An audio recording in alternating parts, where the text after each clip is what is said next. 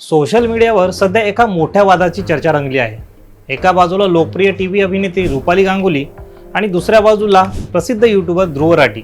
नक्की काय घडलंय? विषय सुरू झाला ध्रुव राठी यांच्या एका ट्विटवरून, ज्यात त्यांनी पंतप्रधान नरेंद्र मोदी यांच्याबद्दल भाष्य करताना अपमानित होण्याबाबत काही शब्द वापरले होते। यावर अभिनेत्री रुपाली गांगुली यांनी सडेतोड उत्तर दिले। त्यांनी थेट ध्रुव राठी यांच्यावर निशाणा साधत म्हटलं की भारताच्या जमिनीवर न राहता परदेशात बसून आमच्या देशाला लेक्चर देण्याची गरज नाही। रुपाली यांनी पुढे असंही म्हटलंय, एक निवडून आलेला पंतप्रधान हा केवळ एका व्यक्तीचा नाही तर संपूर्ण देशाचा मान असतो। रुपाली गांगुली यांच्यानंतर अभिनेत्री गुल पनाग यांनीही या वादात उडी घेत लोकशाहीत मतभेद असू शकतात, पण देशाच्या सर्वोच्च पदाचा अपमान करणं हे योग्य नाही। एकंदरीत हा वाद आता दोन टोकावर पोहोचलेला आहे। काहींना ध्रुव राठी यांची भूमिका ही अभिव्यक्ती स्वातंत्र्य वाटते, तर रुपाली गांगुली यांच्या समर्थकांना हे देशाचा अपमान वाटत आहे। या वादाकडे तुम्ही कसं पाहता? रुपाली गांगुली यांची भूमिका योग्य आहे की ध्रुव राठी यांची? तुमचं मत कमेंटमध्ये नक्की सांगा।